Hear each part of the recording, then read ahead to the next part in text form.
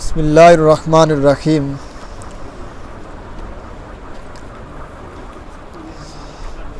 نماز کے متعلق جتنے احکام تھے، فرض، واجب، سنت، مستحب، مکروہ اور اس کے بعد مفسدات، یہ بڑی تفصیل کے ساتھ بیان ہوئے اور اس کا ذکر کیا گیا تاکہ نماز کے اندر جو کمی کوتاہی ہے انسان اس کو پورا کر سکے اور نماز بڑے خشوع خضوع کے ساتھ ادا کر سکے۔ اب آگے کچھ فرق مرد اور عورت کی نماز کا ذکر کر رہے ہیں کہ مرد اور عورت کی نماز کا جو فرق ہے وہ کن بنیادوں پر ہے اور کن کن جو ہے نا اعضاء کے اندر اور کن کن رکنوں کے اندر وہ کرنا ہے۔ پہلا فرق یہ کیا کہ مرد پر باجماعت نماز پڑھنا واجب ہے جبکہ عورت پر باجماعت نماز پڑھنا واجب نہیں۔ اسی طرح فرمایا کہ مرد کے لیے یہ حکم ہے کہ اگر وہ باجماعت نماز چھوڑ کر گھر میں نماز پڑھے گا اس کے لیے حضور صلی اللہ علیہ وسلم نے فرمایا کہ میرا دل کرتا ہے کہ اپنی جگہ کسی بندے کو کھڑا کروں اور ایسے لوگوں کے گھروں کو آگ لگا دوں جو بغیر عذر کے گھروں میں نماز پڑھ لیتے ہیں، جبکہ اس کے مقابلے میں عورت کے لیے فرمایا کہ گھر کے اندر نماز پڑھنا سب سے افضل، پھر گھر کے اس حصے میں نماز پڑھنا جو باہر کے حصے سے ذرا اندر چھپا ہوا ہے، یعنی سین میں نسبت برآمدے میں، برآمدے کی نسبت کمرے میں، جتنا چھپ کر فرمایا پڑے گی اتنا زیادہ اس کے لیے فضیلت کا باعث ہے۔ تو یہ تو اصل فرض اور جماعت کے حساب سے اس کے لیے حکم ہے۔ اس کے بعد اس کی اگلی نماز کی ترتیب کے اندر جو فرق ہے وہ یہ ہے کہ سب سے پہلے مرد کو جو حکم ہے وہ ظاہری بات ہے جو ہم نے ذکر کیا تھا کانوں تک ہاتھ اٹھانا، عورت کے لیے حکم ہے کہ وہ کندھوں تک ہاتھ اٹھائے گی، اور اسی طرح باندھنے کا حکم ہے کہ وہ ناف کے نیچے مرد باندھے، اور عورت کے لیے حکم ہے کہ وہ سینے کے اوپر ہتھیلی کے اوپر ہتھیلی رکھ کے یوں باندھے گی۔ مرد کے لیے حکم ہے کہ رکوع اچھا جتنا جھک سکے بغیر عذر، کسی کو عذر نہ ہو نا، ایک ہے نا عذر الگ چیز ہوتا ہے لیکن ایک عادت بنا لینا یہ ایک الگ چیز ہے۔ عذر یہ ہے، اصل تو یہ ہے کہ مرد کے لیے کہ رکوع بڑا جھک کر بالکل سرین اور کمر اور سر یہ برابر ہو جائیں، یہ رکوع کے اندر افضل کمال ہے۔ لیکن اگر کسی کو عذر ہے تو تھوڑا سا مزید اپنے آپ کو اوپر رکھ سکتا ہے۔ البتہ عورت کے لیے اتنا ضروری ہے کہ بس اس کے ہاتھ اس کے گھٹنوں تک پہنچ جائیں، بس اس کا رکوع یہی کامل ہے، اس کو مکمل جھکنا نہیں چاہیے، اور جتنا بس ہاتھ گھٹنوں تک پہنچ گئے یہ اس کا رکوع افضل ہے۔ مرد کے لیے افضل نہیں ہے بلکہ یہ تو ادنیٰ درجہ ہوگا، وہ بھی جس کے لیے عذر ہوگا، مرد کے لیے کہ بالکل برابر رکھے۔ اسی طرح وہاں ہے کہ اپنے ہاتھوں کو اپنے پہلوؤں سے الگ رکھے، کونیوں کو الگ رکھے، اور عورت کے لیے ہے کہ بے شک ملا کر اس کے اندر ساتھ ملا کر رکھے گی تب بھی اس کے اندر یہ اس کے لیے طریقہ ہے۔ اسی طرح فرمایا گھٹنوں کے اندر ایک اور فرق جو ہم نے پڑھا تھا کہ مرد دو نماز کے اندر دو جگہ پر سجدے کے اندر اور رکوع کے اندر اپنی اعضاء اپنی انگلیوں کو اپنی اصل حالت کے الگ رکھتا ہے، رکوع میں مکمل کھول دے، سجدے میں مکمل بند کر دے۔ عورت کے لیے فرمایا کہ رکوع کے اندر انگلیاں کھولنی نہیں ہیں بلکہ یوں بند کر کے رکھے، یہ اس کے لیے مسنون طریقہ ہے۔ تو آج کے فرق پہلے تو جماعت کے لحاظ سے کہ گھر میں اندر بھی جتنا اب بہتر جو جگہ ہو سکتی ہے وہ کمرے جتنا چھپ کر، فرمایا سب سے افضل تو یہ ہے کہ گھر میں ایک حصہ ایک جگہ متعین کر لیں، سب سے افضل طریقہ یہ ہے سنت کے مطابق، جس کے اندر آپ بھی شک جب گھر کے اندر سنتے پڑھنی ہے، نوافل پڑھنے اس جگہ پڑھیں۔ آج کل تخت پوش بھی ہوتے ہیں، ویسے یہ بھی متعین ہو سکتا ہے، لیکن اگر کوئی جگہ ہے وہاں پر مصلی رکھا ہوا ہے تو وہ بھی سب سے افضل اس کو پاک صاف رکھا جائے، وہ مصلی ہوگا، مسجد نہیں کہلائے گی۔ اور دوسرا فرق جماعت کے بغیر کہ اس کے لیے باقی ہاتھ اٹھانے کے، رکوع کرنے سے ہاتھ باندھنے کا یہ فرق اور باقی مزید فرق انشاءاللہ کل بیان ہوں گے۔ اللہ تعالیٰ سے دعا اللہ دینی احکام کی سمجھ عطا فرمائے۔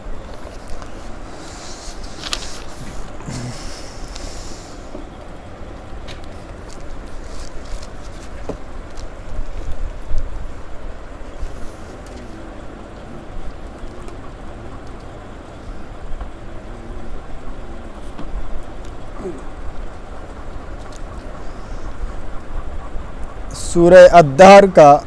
آخری رکوع دوسرا رکوع ہے، آیت نمبر 23 ہے۔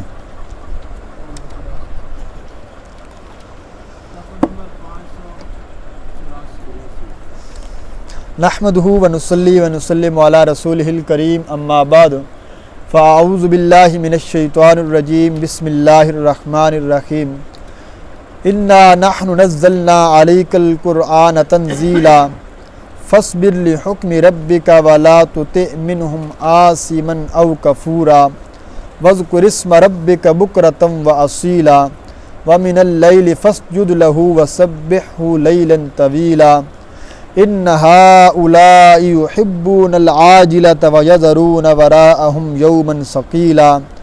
نحن خلقناهم وشددنا أسرهم وإذا شئنا بدلنا أمثالهم تبديلا إن هذه تذكرة فمن شاء اتخذ إلى ربه سبيلا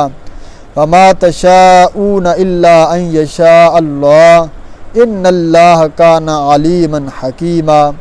يدخل من يشاء في رحمته والظالمين أعد لهم عذابا أليما صدق الله العظيم اللهم صل على سيدنا مولانا محمد وعلى آل سيدنا مولانا محمد وبارك وسلم ثم صل عليه۔ پچھلے سبق کے اندر دونوں اسباق کے اندر انسان کی پیدائش کا ذکر کیا اور یہ بات ذکر کرنے کے بعد کہ تو کچھ نہیں تھا، اس کی حقارت کو ذکر کرنے کے بعد تاکہ انسان تکبر میں نہ پڑے، پھر اللہ رب العزت نے جنت کی بڑی نعمتوں کا تذکرہ کیا، جنت کے اندر شراب کی نعمتوں کا تذکرہ کیا، شراب کی دونوں قسموں کا تذکرہ کیا، فرمایا دنیا کے اندر جو بندہ اللہ کے احکامات کو مان کر آئے گا اس کے لیے آخرت میں وہ سب چیزیں دوں گا جو اس نے سوچی بھی نہیں ہوگی، اور خاص طور پر جو دنیا میں حرام قرار دی تھی شراب وہ بھی وہاں پر فرمایا جائز ہو جائے گی، اور وہ تمہاری دنیا والی شراب سے کہیں بہت زیادہ اعلیٰ ہوگی۔ اب یہاں سے اللہ رب العزت قرآن مجید فرقان حمید کی عظمت کو اجاگر کرنے کے لیے اور اس پیغام کو پہنچانے کے لیے کہ یہ قرآن بڑی عظمت والی کتاب ہے، اس کی ہم نے حفاظت کی ہے، یہ قرآن جتنا تم اللہ کی طرف سے نصیحت کا سامان ہے، اگر تو اس قرآن کو پڑھو گے عمل میں لاؤ گے تو اس کی وجہ سے معاشرے کے اندر ترقی ہوگی، وگرنہ اس قرآن کو جو چھوڑ دے گا فرمایا وہ معاشرہ تباہ و برباد ہو جاتا ہے۔ دیکھیے جی فرمایا انا نحن نزلنا علیک القرآن تنزیلا، فرمایا کہ بے شک ہم ہی نے نازل کیا، اتارا ہم نے علیک القرآن آپ کے اوپر قرآن کو تنزیلا تھوڑا تھوڑا کر کے، ہم نے قرآن کو نازل کیا ہے، نحن نزلنا ہم نے اتارا ہے علیک آپ کے اوپر القرآن قرآن مجید کو تنزیلا تھوڑا تھوڑا کر کے۔ پہلی دفعہ تو فرمایا کہ لوح محفوظ سے آسمان دنیا پر وہ تو قرآن مجید ایک یکمشت اتار دیا گیا، لیکن آسمان دنیا سے حضور اقدس صلی اللہ علیہ وسلم کے اوپر یہ تھوڑا تھوڑا کر کے صورت کر کے آیتیں کر کے تھوڑے تھوڑے احکامات اتارے گئے، اور 23 سال کے عرصے کے اندر اس کو مکمل کیا گیا۔ تو آپ صلی اللہ علیہ وسلم پر اللہ فرماتے ہیں ہم نے اس قرآن کو نازل کیا تاکہ اس قرآن کے ذریعے آپ لوگوں کو تبلیغ کا اور توحید کا پیغام سنائیے۔ تو کیفیت نزول اس کی علت میں پیچھے بھی ذکر کر چکا ہوں، اکٹھا کیوں نہیں اتارا کہ نئے لوگ مسلمان ہو رہے تھے، کفر اور شرک کا غلبہ تھا، اکٹھے سارے احکامات اگر لاگو ہو جاتے تو اس کے اوپر عمل کرنا بڑا مشکل ہو جاتا، اس لیے اللہ رب العزت نے انسان کی سہولت کو مد نظر رکھتے ہوئے قرآن مجید کو آہستہ آہستہ اتار کر تاکہ اس کے اوپر من و ان عمل ہوتا چلا جائے، اور یہ 23 سال کے عرصے کے اندر مکمل کر لیا۔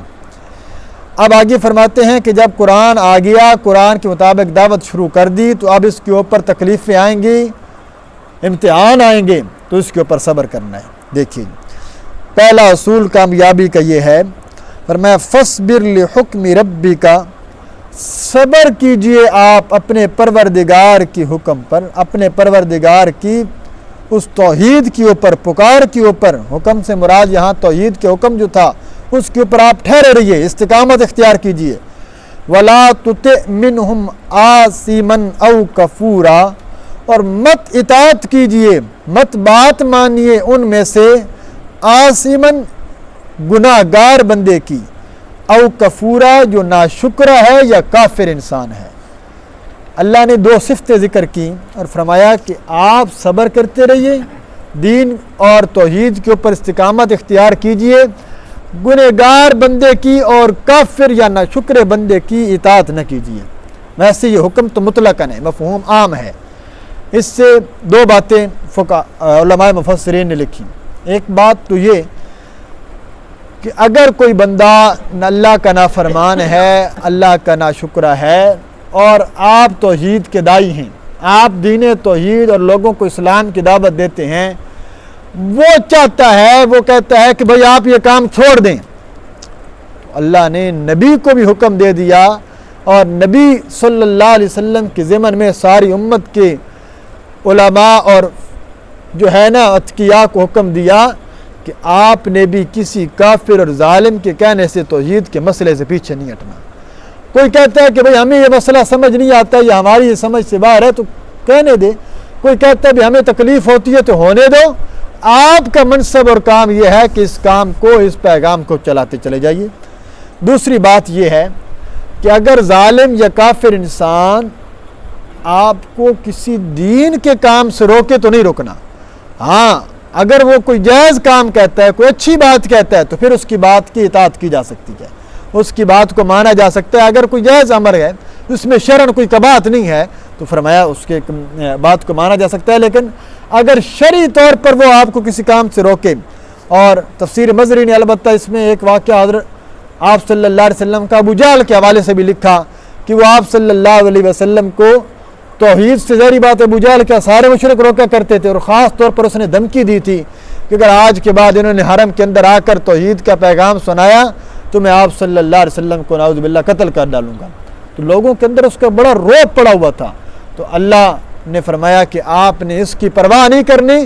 آپ اپنا پیغام سناتے رہیے، اس کی بات کی، یہ تو ہے ہی نافرمان، یہ تو ہے ہی کافر، تو کافر کی بات کا پیغام آپ نے اثر نہیں لینا، بلکہ اس کے مقابلے میں ایک اور اللہ نے حکم دے دیا، فرمایا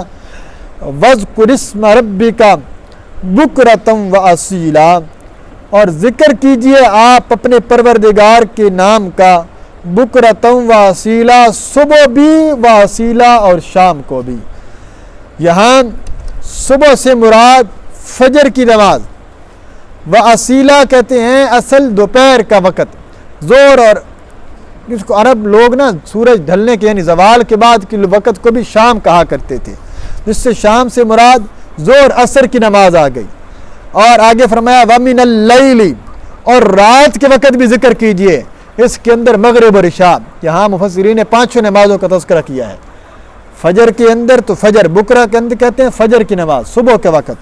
صبح سویرے، اصیلہ شام یعنی زوال کے بعد، سورج زوال ہونے کے بعد زور کی نماز اور عصر کی نماز ہے، اور شام جب سورج غروب ہو جائے اس کے بعد رات شروع ہو جاتی ہے، تو فرمایا اس کے اندر مغرب اور عشاء کی نمازیں، ان نمازیں پڑھتے رہیے، اور خاص طور پر اپنے پروردگار کا ذکر کرنا ہے۔ کب؟ فرمایا فَاسْجُدْ لَهُ، اس کے لیے سجدہ کرتے رہیے، وَسَبِّحْهُ لَيْلًا طَوِيلًا، اور لمبی رات کے اندر اللہ کی تسبیح بیان کیجیے۔ رات لمبی ہوگی نا، 5 نمازیں تو ہوگی دن کی، صبح سے لے کر عشاء تک آپ نے پڑھ لی، اب ایک لمبی رات شروع ہو رہی ہے، اس رات میں بھی اللہ کو نہیں بولنا، تہجد کی نماز بھی پڑھنی ہے، اس میں بھی اللہ کو یاد رکھو، اور ہو سکے جتنا اللہ کا نام اور اللہ کا ذکر کرتے رہیے۔ اس کے بعد فرمایا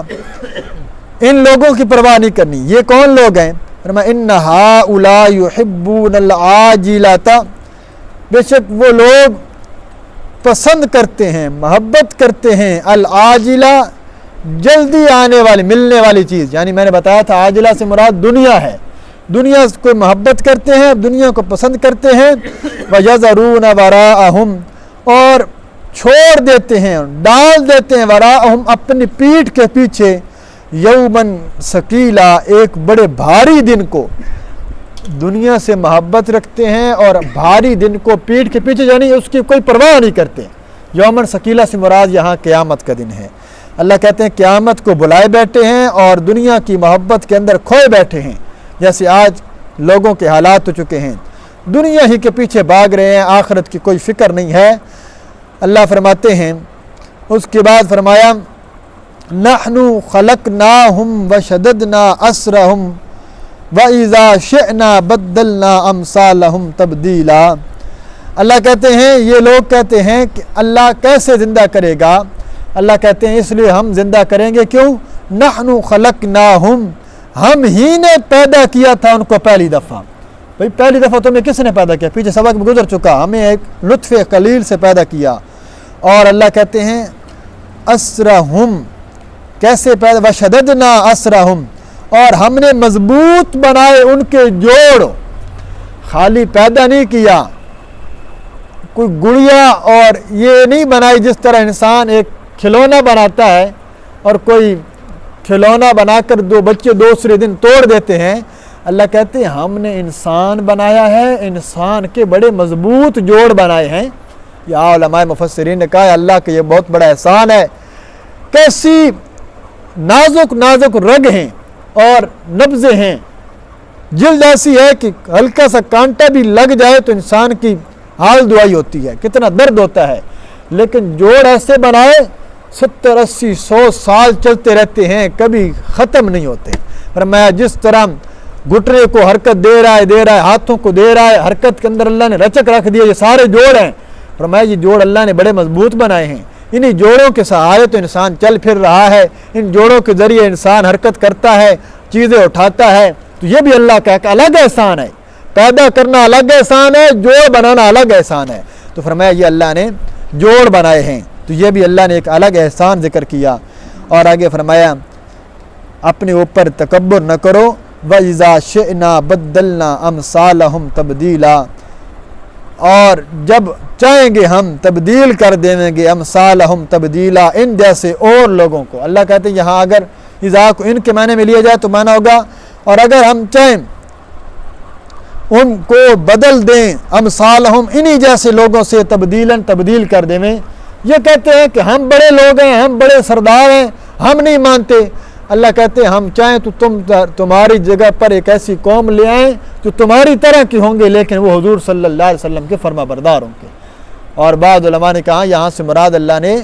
بدر کے اندر ان کو قتل کر کے وہ جو بڑے بڑے سردار تھے، ابو جہل جیسے بڑے بڑے جو حضور علیہ السلام کی نافرمانی کیا کرتے تھے، اللہ نے قتل کر ڈالے۔ ان کی جگہ اور لوگ آئے جو بعد میں اسلام کے اندر قبول، حضرت ابو سفیان آئے، ابو سفیان اسلام کے اندر حلقے کے اندر داخل ہو گئے، اس لیے فرمایا اللہ جب چاہے تو کسی اور کو بھی تبدیل کر سکتا ہے۔ اب یہاں پھر قرآن مجید کا ذکر ہو رہا ہے۔ فرمایا ان ھذہ تذکرۃ، بے شک یہ قرآن تو نیری نصیحت ہے، نصیحت کا سامان ہے۔ اس قرآن کو جو لوگ پڑھتے ہیں قرآن سے نصیحت حاصل کرتے ہیں، لیکن یہ نصیحت حاصل کسی ہوگی، ملے گی کسی۔ فرمایا فمن شاء اتخذ الی ربہ سبیلا، پس جو شخص چاہے بنا لے وہ اللہ اپنے پروردگار کی جانب سبیلاً، نکلنے کا راستہ، جنت کا راستہ اب چاہتا ہے، قرآن میں نے دے دیا ہے، قرآن کو پڑھے، قرآن سے نصیحت حاصل کرے اور جنت کا راستہ بنا لے۔ اتخذ الی ربہ سبیلا، اپنے رب کی طرف آنے کا راستہ بنا لے۔